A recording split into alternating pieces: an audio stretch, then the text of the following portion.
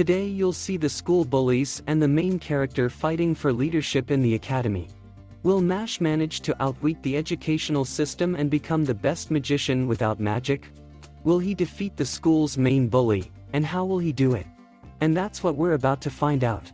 Learning at the School of Magic without magic continues. Mash has already settled in the dormitory and got along well with his roommate. They've helped each other out more than once in difficult situations. So today he asked his friend for help again. The boy accidentally mixed up a broom and a burdock. So his magical friend helped him and lent him his broom instead of that burdock. With tricks like this, Mash was able to fool the educational system. The boys had a broom flying lesson today. He had to wave his wand and ask the broom to fly. Of course, you had to put all your magic power into that magic word. Even young mages didn't make it that easy. But Mash had no intention of giving up. He had to be the best. For his father's sake he had to do it. Copying the tactics from his classmates, he didn't have much success in making the broom fly, from the word go. Quickly realizing that without magic power he wouldn't be able to lift it so easily, he decided to resort to physical force again. He could lift the broom, but how could he fly it? I think we have a problem. A classmate suggested a competition for his friends. A broom race. Whoever is last to fly will do whatever his classmates tell him to do for the rest of the day. The race does not involve the whole class, but only two. Mash and his classmate, who has something against him.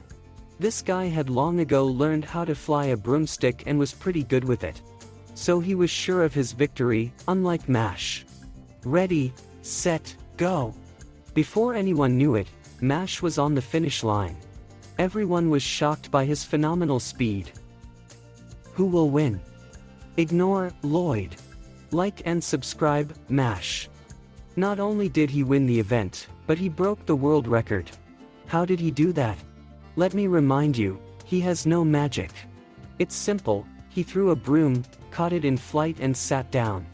In this way, he created the illusion of himself flying on a broom. A disappointed classmate had already begun accusing Mash of cheating. The guy couldn't accept his defeat, because that's not how magic works. He had already begun to arise and lash out at Mash. He said he would take pity on his opponent and give up the privilege of using him all day. This made the guy even angrier, but he was stopped in time by his friend, by sewing his mouth shut with magic. The friend who started the conversation with Mash turned out to be Lois Cavil, a kind of tough guy who had now spotted our hero and decided to get to know him better. The guys knew where this was going. Lloyd never just talks to anyone. Something really interesting, perhaps even scary, was about to happen. After all, Lloyd's plans are particularly elaborate. Their conversation was interrupted by the teacher, so Lloyd simply invited Mash over for a chat after class.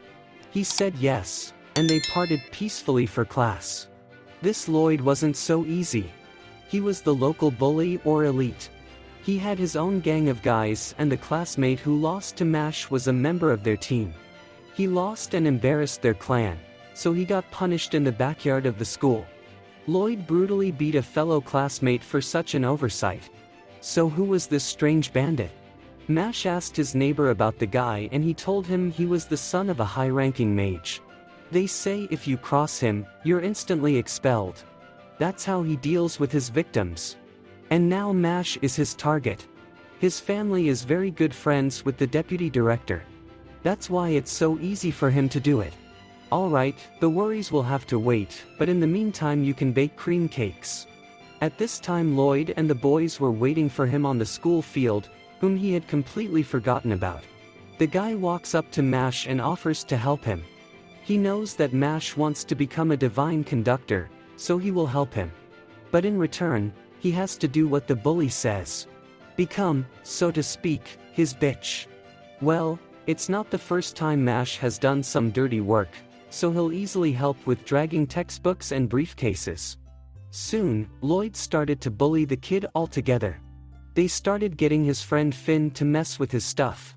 He was weaker than they were, so he did whatever they told him to do. But one day he refused an order, for which he instantly paid the price. Down the hallway Mash heard strange noises. And then he saw Lode taunting his friend. That's the kind of thing a guy can't forgive anyone. Finn confessed to the guy that he had been messing with his textbooks the whole time. But hearing kind words from his neighbor, he couldn't do it anymore. So he resisted the bully. His words were filled with sincerity and apology. Finn really hoped that Mash would understand him and forgive him. The boy's tears did not go unnoticed. His words penetrated Mash's heart. He saw again the injustice of this world and how the strong hurt the weak. No more tolerating it. He had been bullying the bullies for a very long time. But he wasn't going to let it go that easily. He walked up to the bully and threw his head against the floor. No one expected that. But now he could be expelled. The deputy principal saw the whole situation. He started sassing the kid, so Mash hit him, too. Then he buried him in the ground. He threatened the principal and soon found himself with the head wizard at the school. The higher education organization decided to expel the boy from that school. Because he was socially dangerous. But the principal knew how lousy this Lloyd and the vice principal were. So he was on the boy's side and kept him in school. He wanted Mash to be the best. After confirming that wish, the principal told him how that could be achieved. He should collect coins for successful training. We have already heard that there are 3 types of coins: gold, silver, and bronze. Which coin he gets depends on the type of task. During the briefing, Mash flew off a bit into his world. But most importantly, he realized that he needed to collect more coins. The guy managed to get away with this misdemeanor. Many at the academy approved of his actions and he was now hailed as a local hero. No one had ever managed to stop Lloyd and the vice principal in his long years of teaching. Thanks to his decision, he gained respect from students and even some teachers. This should help in moving towards the cherished goal. The guy's main hobby remained making cream cakes. It is an interesting activity, and the result is very tasty. He taught the recipe to his neighbor. That's when Tom met them in the hallway. He was the best player in dueling, the local sports game. All the girls at school were crazy about him. He invited Mash to join his team. Dueling is the sport of flying brooms. The match is tomorrow, so there's no time to explain. Tom has seen how well the kid flies his broom during class. So he's obligated to play for their team tomorrow. The day of the match came. Mash was dragged into the team, and all anyone hoped for was him. He tried to explain to the guys that he couldn't fly a broom. But no one heard him. The competition began. Silver coins would be given to the winners of the game. Everyone soared into the air, and the crowd cheered, but Mash remained standing on the ground. People interpreted this as an unwillingness to play and pelted Mash with insults.